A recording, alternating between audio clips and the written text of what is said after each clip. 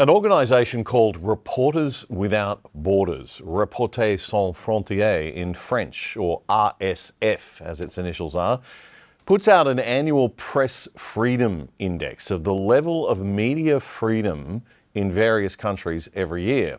Now, this is the most respected list of its kind in the world.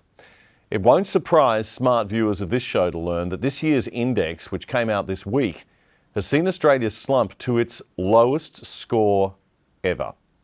We used to always be in the top 20, and now we're barely clinging to the top 40, Australia coming in at 39th. Namibia, Jamaica, and the Dominican Republic are all beating us on press freedom.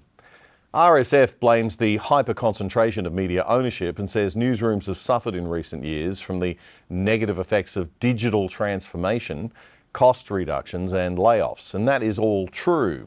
But the most disturbing comment was this one.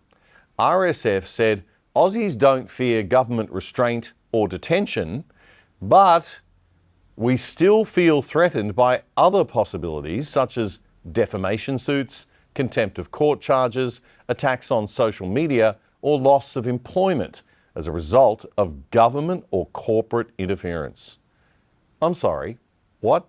Australians still feel threatened by other possibilities such as defamation suits, contempt of court charges, attacks on social media, or loss of employment as a result of government or corporate interference.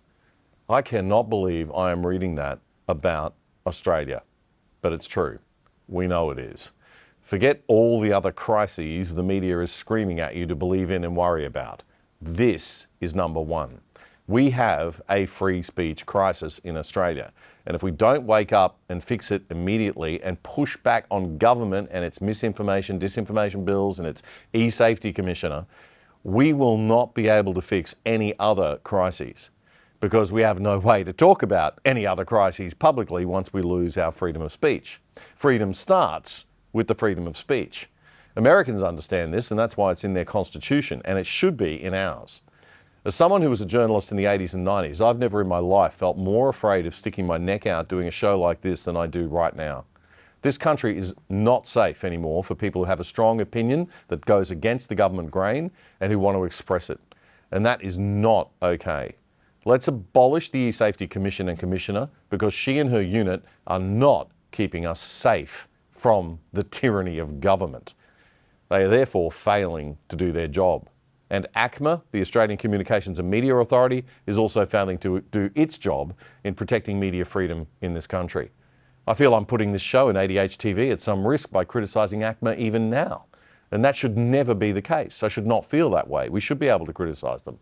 So if these organisations are failing as badly as this Reporters Without Borders index proves to keep us all safe from the tyranny of political actors, why do they exist?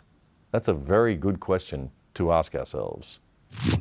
If you like that content, there's a lot more where that came from on The Other Side, a weekly show we put together, a summary of all the news of the week to get you smart for the weekend without the woke. Join us, smash that subscribe button and support us, and the little bell, and you can watch a full long episode here or subscribe here.